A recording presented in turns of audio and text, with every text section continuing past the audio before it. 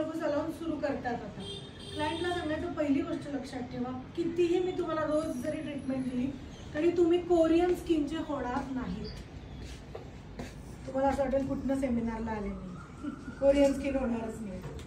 पण त्यांना काय सांगायचं, कोरियन प्रॉडक्ट हे खूप ॲडव्हान्स्ड आणि इव्हॉल्ड आहेत, जे प्रॉपर स्किन केअरसाठी सिस्टमॅटिक दिलेले.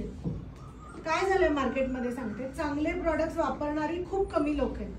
नुसते कुठले तरी जार्स मधले वापरा असे लोक खूप आले. त्यामुळे ना आमच्यासाठी, आमच्यासारख्या सलॉन्ससाठी 5%च असतील जे चांगलं काम करतात पूर्वीपासून, की O3 म्हणजे O3च वापरायचं, जॉन्सन म्हणजे जॉन्सनच वापरायचं, कळते, नो मिक्सिंग, प्रॉपर मास्क सांगितला तोच आणायचा, टोनर पण तेच आणायचं. सो आता काय झालं मार्केटमध्ये, people have understood unless you use a good product तुम्हाला रिझल्ट मिळणारच नाही.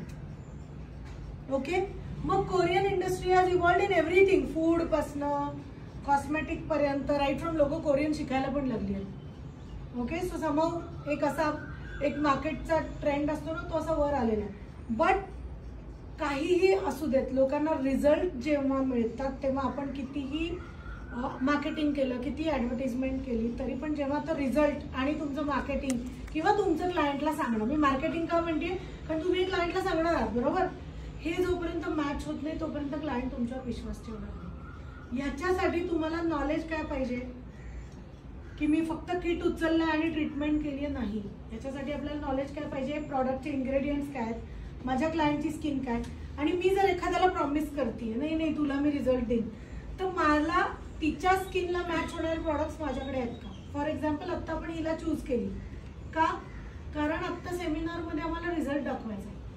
जसं मेकअपच्या सेमिनारला एकदम भारी मॉडेल घेतात, स्किन भारी, कॉस्ट्युम भारी, का, कारण शो करायचं असतं. मी तुम्हाला हे सगळं का सांगते, स्टुडंट लेवलला तुम्हाला पहिले कळलं पाहिजे. सो आता मी जर प्रेरणाला मॉडेल म्हणून घेतली असती, त्याच्यासाठी आली पण होती लवकर, तर प्रेरणा ऑलरेडी फेअर आहे, ती दिसायला लागेल कोरियन कदाचित 2 सेशन नंतर. पण आपल्याला हँडल कुठले क्लायंट करायचे, आपल्यासारखे सर्वसामान्य ज्यांची स्किन डस्की आहे, इथपर्यंत क्लिअर.